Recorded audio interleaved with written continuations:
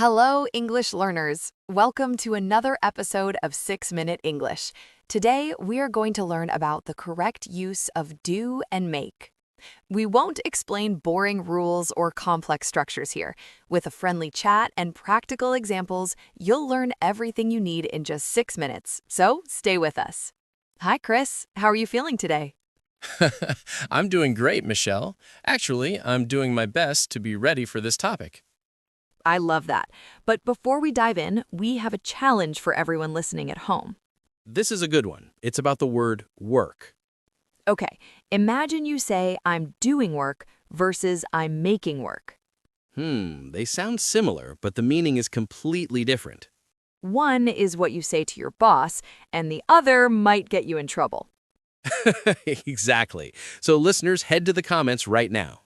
Yes, what do you think is the difference between doing work and making work? Don't check a dictionary yet. Just leave your guess and stay until the end to find out the answer. Perfect. So, Chris, let's start with the first big logic, make. I like to call make the result-focused choice. The result, so it's about what happens at the end. Precisely. You use make when you focus on the outcome or the final product. Like something that exists after you finish. Exactly, even if it's just a sound, a choice, or a drink. Give me an example. I'm thirsty. Well, I can say, I'll make some coffee. Why make and not do? Because you are focusing on that delicious cup of coffee you're about to produce. Ah, I see. What if I said I'm doing coffee? To a native speaker, that sounds like you were a scientist in a lab studying the beans. I'm doing coffee research. Exactly. You aren't making a drink, you are performing a technical task. That makes sense. What about something less physical, like a mistake? It's the same logic. You say, I made a mistake. Because the mistake is the thing I produced. Yes, you're looking at the result of your action. It's the outcome. But if I say I did a mistake, what do you hear?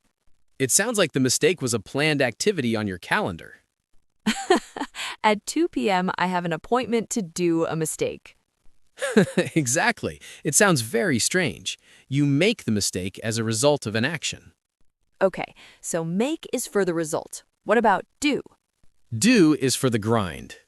The grind? You mean like daily chores and routines? Yes, use do for jobs, chores, and generic activities where the process is what matters. So it's about being busy. Right, you're performing an action, but you aren't necessarily creating a new object. Like doing the dishes? Perfect example. You aren't creating new plates, you're just performing the cleaning process. What if I said I'm making the dishes?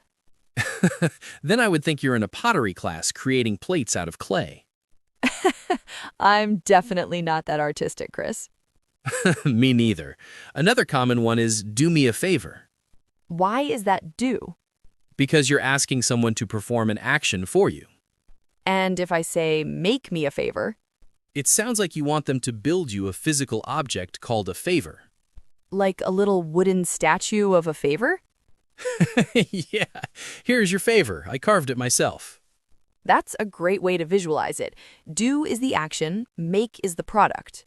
Exactly. Even with homework, you say do my homework. Because it's a routine task. Yes, if you say make my homework, it sounds like you are physically manufacturing the paper and the ink from scratch. My teachers would have been very impressed if I made the paper too. Probably. Now, let's try a wild card example, something unexpected. I'm ready. Challenge me, Chris. What about making a reservation versus doing a booking? Ooh, that's tricky. We say make a reservation, right? Yes, because the reservation is the result, the confirmed spot in the restaurant. But sometimes people say I'm doing the booking.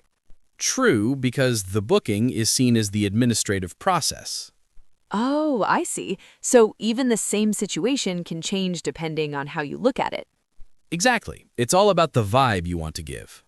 That is so helpful. It's much better than memorizing a list. It really is. In your native language, you probably don't think about these categories. No, we just use one or two words and that's it. Well, in English, just ask yourself, am I focusing on the work or the result? Okay, so let's get back to the work trap from the beginning. I'm curious to see if anyone got this right in the comments. So I told my boss I'm doing work.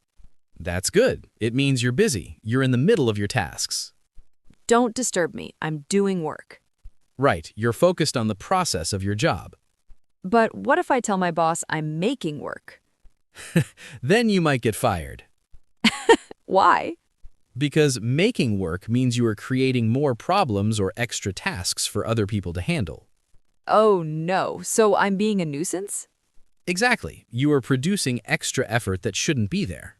Wow, one little verb change and I go from being a good employee to a headache. That is the power of do versus make. So, Chris, what is your final advice for our English learners? If you can point to the thing you created when you're done, use make. Like a mess, a choice, a noise, or a dinner. Exactly. And if you're just describing a job, a chore, or the fact that you're busy, go with do. Does that clear up why making a decision feels different than doing a job? I hope so. It's all about the intention. Well, I think we did a great job today. Or did we make a great episode? Both. Now you know how to use do and make correctly, and you did it in just 6 minutes. If you want to keep improving your English, we leave you this link so you can learn how to use much, many, and a lot of correctly. See you in the next episode. Bye, everyone.